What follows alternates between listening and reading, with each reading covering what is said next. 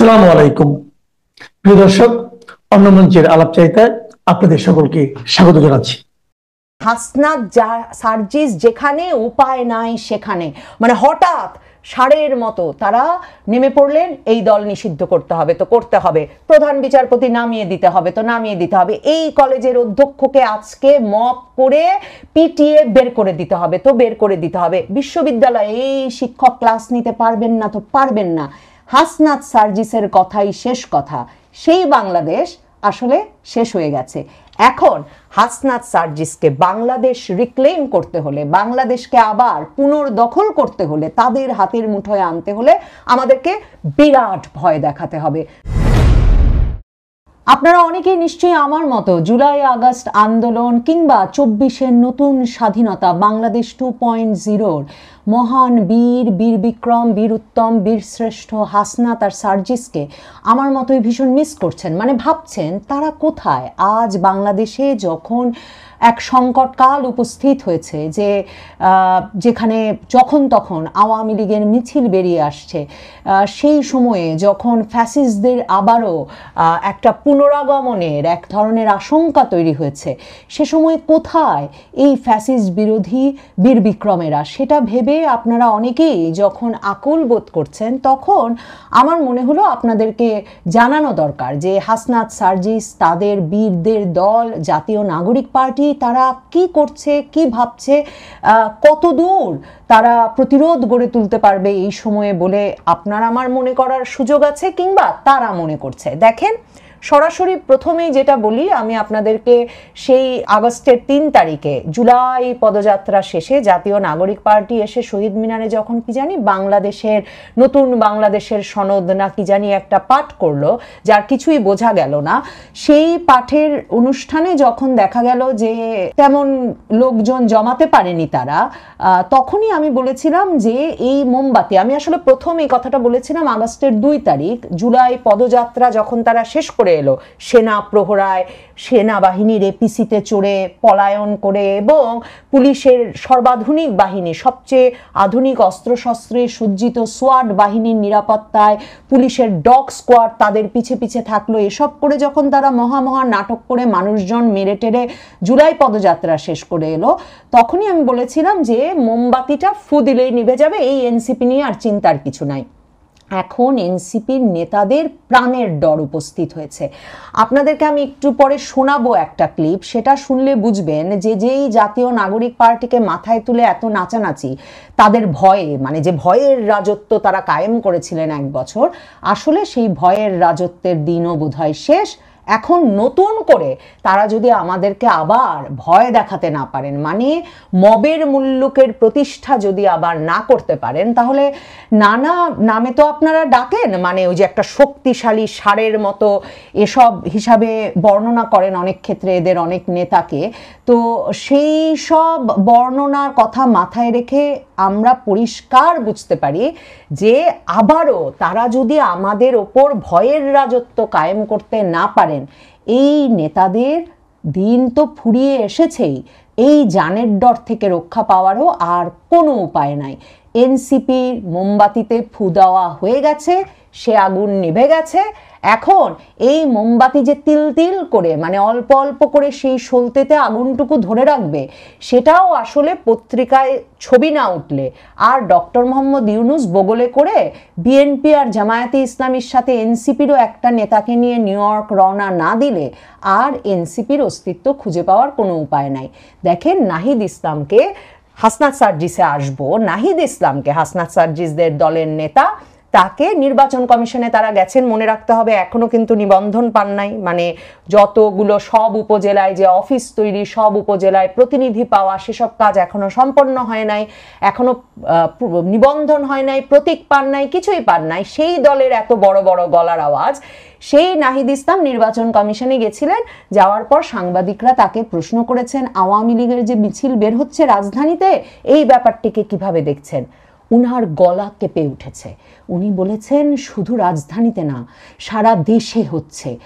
মানে ভাবেন, যখন জুলাই পদযাত্রা কুকুর নিয়ে, পুলিশ নিয়ে, সেনাবাহিনী নিয়ে করতে হলো এই নাহিদ ইসলামদের, মানে কোথাও 100 লোক জমাতে পারেন নাই, কোথাও 1000 লোক জমাতে পারেন নাই, এমন অবস্থা, সে সময় আওয়ামী লীগ রাজপথে ছিল না, তাতেই এই প্রহরায় তাদের সারা দেশে ঘুরতে হয়েছে।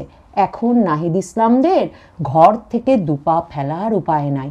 নাহিদ ইসলামের গলার কাঁপুনিটা লক্ষ্য করতে আপনাদেরকে শোনাতে চাই নাহিদ ইসলাম কি বলছেন। তিনি বলছেন, শুধু রাজধানীতে না, সারা দেশে হচ্ছে আওয়ামী লীগের মিছিল।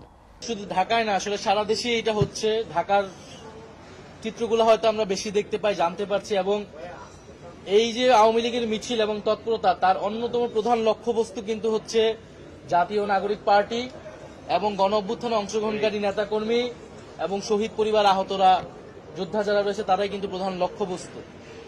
ফলে আমরা মনে করি যে অবশ্যই সরকারের এখানে সক্ষমতার অভাব রয়েছে। পুলিশ বাহিনীর যেই রিফরমেশন প্রয়োজন ছিল সেই রিফরমেশন হচ্ছে না, এবং পুরা সরকার এবং রাষ্ট্রযন্ত্রের ভিতর থেকে আশকারা পাচ্ছে বলেই আওয়ামী লীগ এই তৎপরতা করার রাজপথে করার সুযোগ পাচ্ছে। আমরা আহ্বান জানাবো, আওয়ামী লীগের বিরুদ্ধে যখন সকল রাজনৈতিক দল, জনগণ এবং সামাজিক শক্তিগুলো ঐক্যবদ্ধ হয়েছিল, সেই ঐক্য আওয়ামী লীগের বিরুদ্ধে, ফ্যাসিবাদের বিরুদ্ধে আমাদের সবসময় প্রয়োজন। দেখেন, নাহিদ ইসলাম, হাসনাত, সার্জিসদের মবের দিনের শেষ শুরু হয়েছিল আসলে যখন তারা জুলাই মাসে, জুলাই পদযাত্রার সময় গোপালগঞ্জে গিয়ে প্রতিরোধের সম্মুখীন হয়েছিলেন। দেখেন, গোপালগঞ্জে লোকে তাদের সভাস্থল ভেঙেছে, লোকে তাদেরকে সভা করতে দেয় নাই, পুলিশের বাধার মুখে, পুলিশের লাঠিচার্জ, কাঁদানে gas, tear gas, rubber bullet প্রতিহত করতে পারে নাই মানুষকে এই তরুণ নেতাদের প্রতিরোধ করার জায়গা থেকে। এবং মনে করে দেখেন, সেনাবাহিনী গুলি চালালো, 5 জন লোক মানে জায়গায় নিহত হয়ে গেলেন। তারপরেও গোপালগঞ্জবাসী রাস্তা ছেড়ে গেলেন না। এরপরে প্রায় সপ্তাহখানেক ধরে সেনাবাহিনী, নৌবাহিনী, পুলিশ বাহিনী মিলে গোপালগঞ্জে লাগাতার গ্রেফতার চলল। মানে এক একটা এলাকা কর্ডন করে রেখে সেসব এলাকায় এমনকি বাজার ঢুকতে দেওয়া হলো না, মানে নির্বিচার নির্যাতন চালানো হলো। এই হাসনাত, সার্জিসদেরকে এমন প্রতিরোধ কেন তৈরি করলো গোপালগঞ্জবাসী? সেই অপরাধে। কোন প্রতিরোধ তারা করেছিল? এমন দৌড়ানি হাসনাত, সার্জিস আর নাহিদদেরকে দিয়েছিল যে শেষ পর্যন্ত হাসনাত, সার্জিস, নাহিদ ইসলামদেরকে সেনাবাহিনীর এপিসিতে মাথা নিচু করে ঢুকে, মানে যেই সেনাবাহিনীকে রক্ত গরম করে হাসনাতরা আঙুল তুলে বলতো যে সেনাবাহিনী ফ্যাসিস্টের দাস, ওয়াকার না হাসনাত, হাসনাত, হাসনাত, তাদেরকে মাথা নিচু করে এপিসিতে কোনো মতে লুকিয়ে বেরিয়ে আসতে হলো গোপালগঞ্জ থেকে। তারপর কি হলো? তারপর কক্সবাজার গিয়ে বড় কথা বললো, সেখানে বিএনপির সালাউদ্দিন আহমেদের লোক তাদের প্রতিহত করলো। এরপরে কুকুর দিয়ে, যেটা বলছিলাম, কুকুর দিয়ে, সেনাবাহিনী দিয়ে, পুলিশ দিয়ে কোনো মতে জুলাই পদযাত্রা শেষ করে তারা আসলো। ওদের গলা নামার দিন শুরু হয়েছে কিন্তু গোপালগঞ্জ থেকে, সেই জুলাই মাস থেকে। এবং এই যে লোক জমাতে না পারা, এর পেছনে যে কি আছে, আসলে যে নিজেদের কোনো সমর্থন নাই, এটা তো বুঝতে পারে নাই হাসনাত আব্দুল্লাহরা। হাসনাত আব্দুল্লাহদের কথাটা মনে করে দেখেন, সেই আগস্ট মাসে তারা, সে আর সার্জিস, হাসনাত আর সার্জিস প্রথম মব শুরু করলো কই? সচিবালয়ে গিয়ে। প্রথমে করলো আদালতের সামনে, প্রধান বিচারপতি সহ আপিল বিভাগের সব বিচারপতিদের নামিয়ে ফেললো, জাজেস কোয়ার্টারে ভাঙচুর করলো, সেই মানে পুরো বিচারালয়ের এলাকাকে এমন মব রাজ্যে পরিণত করলো যে প্রধান বিচারপতি সহ আপিল বিভাগের বিচারপতিরা তাদের অঙ্গুলি হেলনে নেমে গেল, আর হাসনাত আব্দুল্লাহ, সার্জিসরা বসালো এই বর্তমান প্রধান বিচারপতি সৈয়দ রেফাত আহমেদকে সহ অন্যান্য আপিল বিভাগের বিচারপতিদের দিল। তারপরে আবার কিন্তু তারা অক্টোবরের মধ্যে গিয়ে হাইকোর্ট বিভাগের বিচারপতিদেরও একদম ডেডলাইন দিয়ে নামালো এবং তাদের মতো নিয়োগ করলো। আগস্ট মাসে তারা কি করলো? আনসার বাহিনী সচিবালয়ের সামনে আন্দোলন করছিল তাদের চাকরি স্থায়ীকরণের দাবিতে। হাসনাত, সার্জিস সেই আন্দোলন দমনের নামে গিয়ে সচিবালয়ে উঠলো যে, তারা যে উঠলেন, এরপর সচিবালয়ের সকল পদ, পদায়ন, নিয়োগ সব কিছু হয়েছে তাদের অঙ্গুলি হেলনে। এই হাসনাত আব্দুল্লাহ বিদেশে বসে পিনাকি ভট্টাচার্য, ইলিয়াস হোসেন, কনক সারোয়াররা ডাক দিয়েছেন, ফেসবুক লাইভে বুলডোজার আনিয়েছেন, আর এই হাসনাত আব্দুল্লাহ 6 মাস পরে ফেব্রুয়ারির 5 তারিখে বললেন এই বাংলাদেশে ফ্যাসিস্টের শেষ চিহ্ন রাখা হবে না, 32 নম্বর ভেঙে গুড়িয়ে দিতে হবে। সেই হাসনাত আব্দুল্লাহর গলা দিয়া এখন আওয়াজ বের হয় না, গলার আওয়াজ একদম শুকিয়ে গেছে। তারও ফেসবুকেও কোনো আলাপ টালাপ তেমন করেন না, মাঝে মাঝে আসিফ নজরুল স্যারকে গুতান, কারণ এর মধ্যে জাতীয় পার্টি নিষিদ্ধের ডাক দিতে গিয়ে যখন নুরুল হক নুরু এমন বেধড়ক মার খেয়েছেন এবং খাওয়ার পর আবার চোখ রাঙিয়েছিলেন হাসনাত আব্দুল্লাহ যে সরকারের এই বিষয়ে ব্যবস্থা নিতেই হবে, তিনি দেখেছেন নুরুল হক নুরুর মতো নেতাও বেধড়ক পিটুনি খাওয়ার পরেও এবং কে পিটিয়েছে দেখা যাওয়ার পরেও না বাহিনীর ওইসব ব্যক্তিদের বিরুদ্ধে কোনো ব্যবস্থা হয়েছে, না নুরুল হক নুরুকে কোনো কেউ গিয়ে এমন কোনো পদ বা পদবীর প্রস্তাব দিয়েছে যাতে নুরুল হক নুরুর ওই মাইর খাওয়া পুষিয়ে যায়। তার মানে হাসনাত আব্দুল্লাহ, সার্জিস আলমরা বুঝেছে এখন ভালো ছেলে হয়ে যাওয়ার সময়, না আছে পেছনে লোক, না আছে সামনে কোনো ধরার মতো হাত, বিরাট বিপদ উপস্থিত হয়েছে। হাসনাত আব্দুল্লাহ এখন কাউকে ডাক দিয়ে বলার সাহস করেন না যে মিছিল কেন ঠেকাতে পারছেন না আওয়ামী লীগ কিভাবে রাস্তায়। গলা কাঁপতে কাঁপতে কাঁপাতে কাঁপাতে বিএনপির তারুণ্যের এক সমাবেশে মিলনায়তনের মধ্যে উপস্থিত হয়েছিলেন বিএনপি মনা তরুণদের সংগঠনের দাওয়াতে তিনি আজ, এবং সেখানে গিয়ে তিনি কি বলছেন শুনুন, এবং শেষ পর্যন্ত আলোচনাটিকে তারেক রহমানের পক্ষে নিয়ে গিয়ে, মানে তারেক রহমানের সম্মান রক্ষার পক্ষে নিয়ে গিয়ে তাকে দর্শকদের একরকমের অনুমোদন পেতে হয়। পুরো বক্তৃতাটা শোনাচ্ছি না, কিন্তু ফ্যাসিস্টের বিরুদ্ধে তারা কি কি করেছেন যখন বলছেন শুনবেন। হাসনাত আব্দুল্লাহর ওই বক্তৃতায় পিনপতন নীরবতা, মানে বিএনপি মনা ওই তরুণদের কারো কোনো সাড়া নাই তার ওই বক্তৃতায়। পরে তিনি বললেন আপনাদের মনে রাখতে হবে ফ্যাসিস্টের দোসর মিডিয়া কিন্তু তারেক রহমানকেও অপমান করেছে, কাজেই ফ্যাসিস্ট ফিরে এলে কিন্তু তারেক রহমানেরও বিপদ হবে। এমন একটা বক্তৃতা বা যুক্তি যখন তিনি দিলেন কিছু সমর্থন পেলেন, মানে 5ই আগস্ট যেটা বলেছিলাম কক্সবাজার তারা চলে গিয়েছিলেন আমেরিকার নির্দেশনায়, তাসনিম যারা পুরো ডিলটা করছেন এরা আছেন বিএনপির কোলে উঠে যাওয়ার তালে। হাসনাত আব্দুল্লাহ বিএনপির তৈরি মঞ্চে গিয়ে এখন কি বলছেন, গলার আওয়াজ কত নেমে এসেছে, চোখ পাকানো কত কমে এসেছে, সেটা দেখবার জন্য এই ভিডিওটা দেখাও জরুরি। 5ই আগস্ট পরবর্তীতে যে ফাইটটি হয়েছে এই ফেসিবাদী কাঠামোর বিরুদ্ধে, এই কাঠামোর বিরুদ্ধে অনেকটা এনসিপি কে একাই লড়ে যেতে হয়েছে। আমরা মিলিটারির চোখে চোখ রেখে কথা বলেছি, বুদ্ধির জগতে অর্থ দিয়ে এই হাসিনাকে খুনি হাসিনা হতে সহায়তা করেছে সেটার বিরুদ্ধে আমাদের সুস্পষ্ট অবস্থান ব্যক্ত করেছি।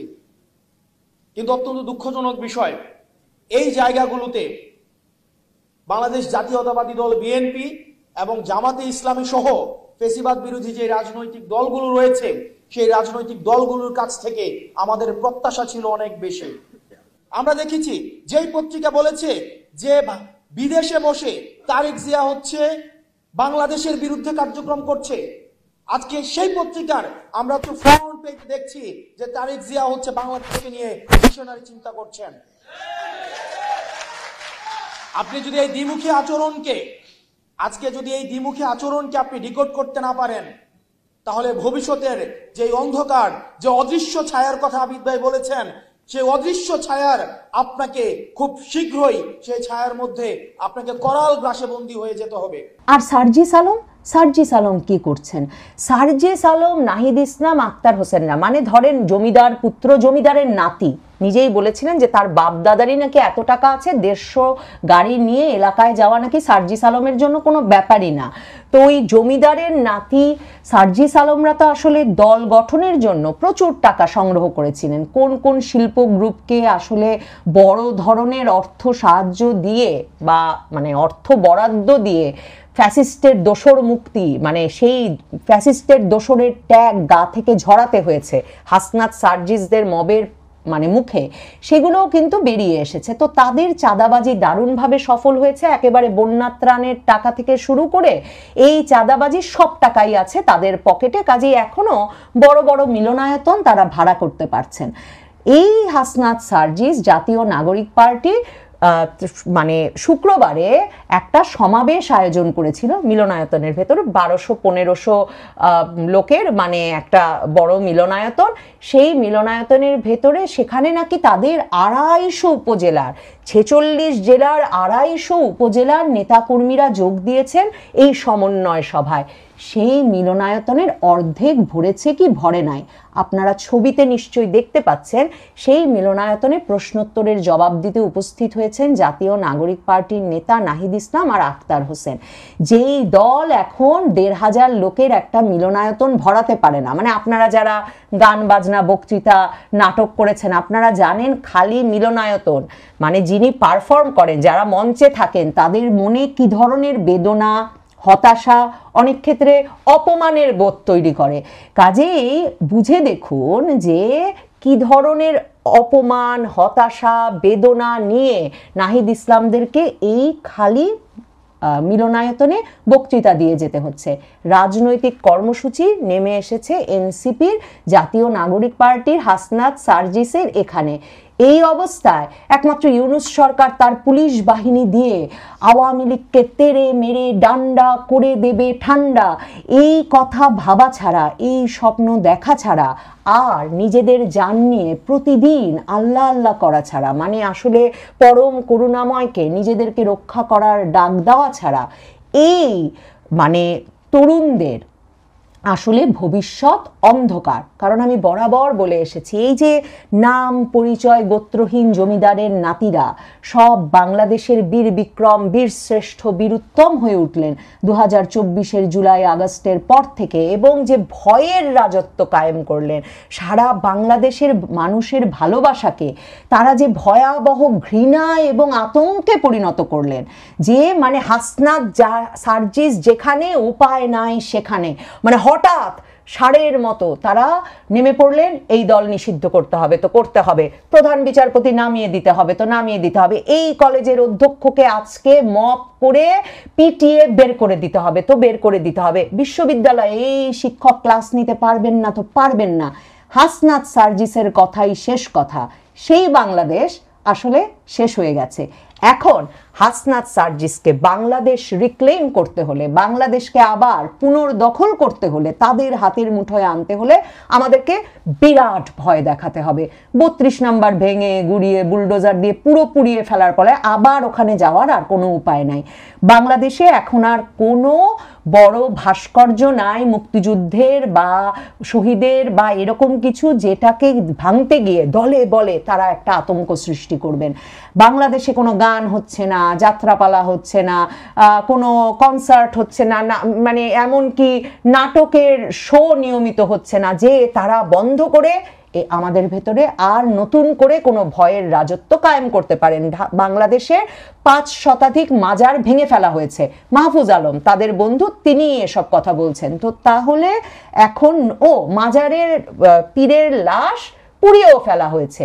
এখন হাসনাত আর সার্জিসকে ভাবতে হবে তারা কি ভয় তৈরি করবেন, কোন বিষয়ের ডেডলাইন দিয়ে সেই ডেডলাইন পূরণ করে বাংলাদেশ পুনর্দখল করবেন।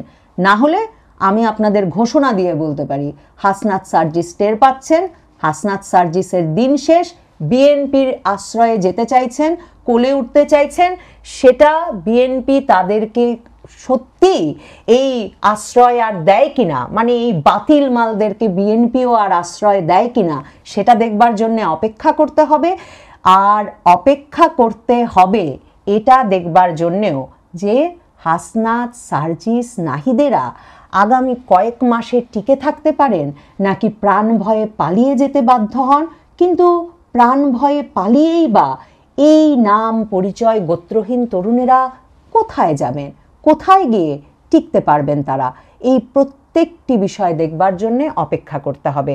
ডক্টর ইউনূস মাথার ওপরে তাদেরকে রাখেন কতদিন সেটাও দেখার ব্যাপার। তবে মনে রাখতে হবে ডক্টর ইউনূসকেও তারা বসিয়েছেন, কাজেই ডক্টর ইউনূস এদেরকে অস্বীকার করলে তারও আর কিছু থাকে না।